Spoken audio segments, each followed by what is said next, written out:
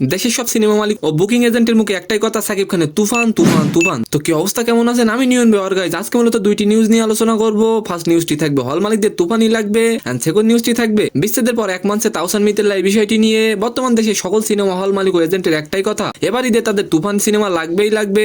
সমস্ত হল মালিক নাকি সারা বছর সাকিব খানের ছবির অপেক্ষায় থাকে। আচ্ছা, আপনি অবশ্যই কমেন্ট করে যাবেন তুফান সিনেমাটি আপনি কয়বার দেখবেন। প্রায় সকল হল মালিক বলছেন সাকিব খানের ছবি দিয়েই তাদের নাকি অতীতের লোকসান ওঠে, অন্য ছবিতে তারা ভরসা পান না। তাই সকল হল মালিক বলছে যত টাকা লাগে নেন, আমাদের তুফান সিনেমাটি দেন। চাহিদা শীর্ষে থাকা তুফান সিনেমাটি নিয়ে প্রযোজনা প্রতিষ্ঠানের অফিসে হল মালিকরা ভিড় করছেন। আর এবার আলোচনা করব বিচ্ছেদের প্রায় 7 বছর পরে এই প্রথম এক মঞ্চে তাওসান মিথিলা। একসময়ের আলোচিত এই দম্পতি 2017 সালে বিচ্ছেদের পথে হাঁটেন। এই লম্বা সময় এক মঞ্চে দেখা যায়নি দুজনকে। তবে সম্প্রতি সময় ওটিটি প্ল্যাটফর্ম চরকির জন্য একটি ওয়েব সিরিজে কাজ করেছেন এই দম্পতি। বাজি নামের একটি ওয়েব সিরিজে কাজ করেছেন তারা। মঙ্গলবার 11 জুন রাজধানী গুলশানের একটি ক্লাবে ডাকা হয় সংবাদ সম্মেলন, যেখানে এক মঞ্চে হাজির ছিলেন তাওসান মিথিলা জুটি। তো সম্মানিত দর্শক, আজকের ভিডিওটি কেমন লাগলো অবশ্যই কমেন্ট বক্সে জানাবেন।